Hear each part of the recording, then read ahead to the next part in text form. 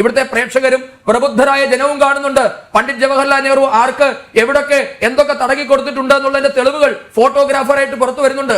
എന്തിനാണ് രാജു രാഷ്ട്രീയ നേട്ടത്തിനാണെങ്കിൽ പോലും ഒരു മനുഷ്യൻ അനുഭവിച്ച കഷ്ടപ്പാടുകളെ അപഹസിക്കുന്നത്?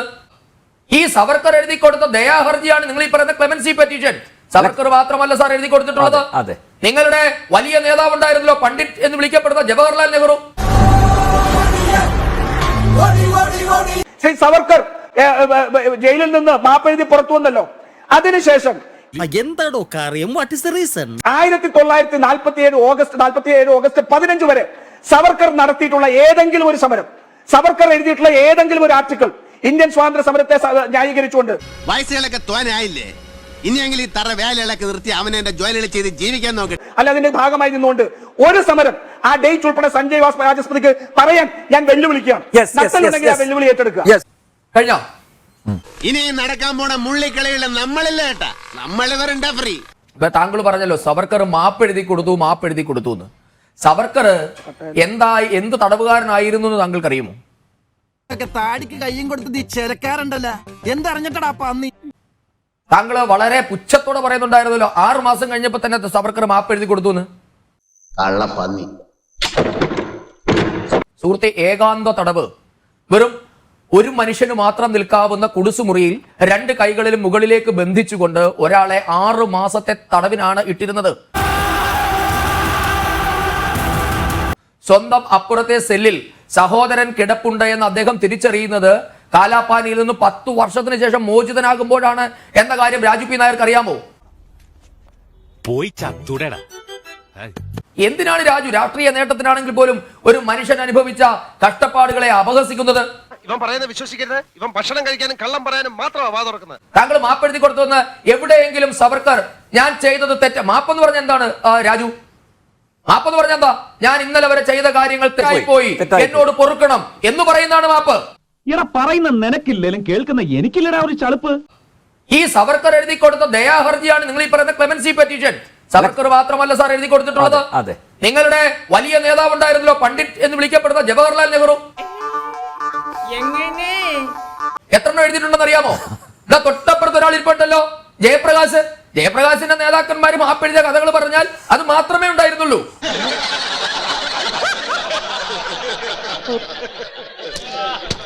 മോസ്റ്റ് ഒബീഡിയന്റ് സെർവന്റ് എന്ന് വെച്ചെന്നോ?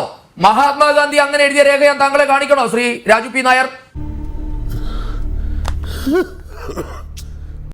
അന്നത്തെ കാലത്ത് ബ്രിട്ടീഷുകാർ ഭരിക്കുമ്പോൾ എല്ലാ ദേശീയ നേതാക്കന്മാരും അവരോട് നടത്തിയ കമ്മ്യൂണിക്കയുടെ അടിയിൽ വച്ചിരുന്ന ഒരു കോർട്ടസി വാക്ക് തന്നെയായിരുന്നു അത്.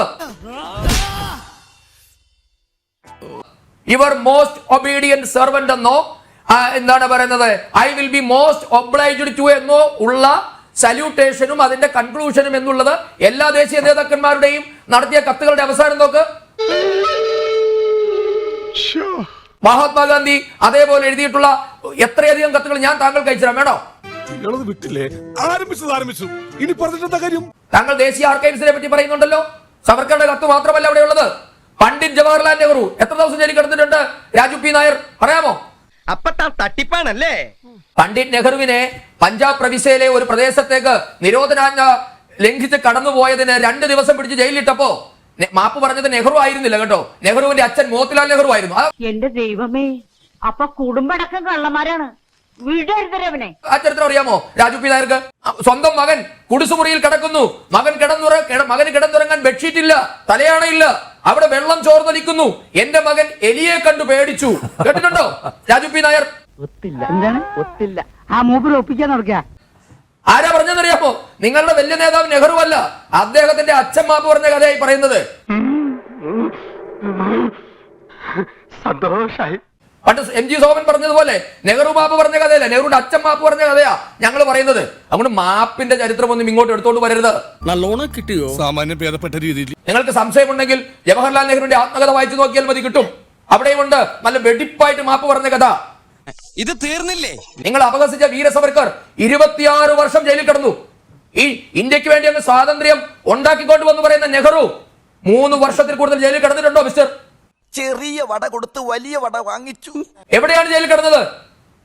അദ്ദേഹത്തിന്റെ ചില ഫോട്ടോഗ്രാഫ്സ് ഒക്കെ പുറത്തു വരുന്നത് ഞാൻ പ്രതികരിച്ചാൽ സഭ്യതയ്ക്ക് ചേരാത്തായതുകൊണ്ട് ഞാനത് റിസർവ് ചെയ്യുകയാണ്. ഇവിടുത്തെ പ്രേക്ഷകരും പ്രബുദ്ധരായ ജനവും കാണുന്നുണ്ട്. പണ്ഡിറ്റ് ജവഹർലാൽ നെഹ്റു ആർക്ക് എവിടൊക്കെ എന്തൊക്കെ തടകി കൊടുത്തിട്ടുണ്ട് എന്നുള്ളതിന്റെ തെളിവുകൾ ഫോട്ടോഗ്രാഫറായിട്ട് പുറത്തു വരുന്നുണ്ട്.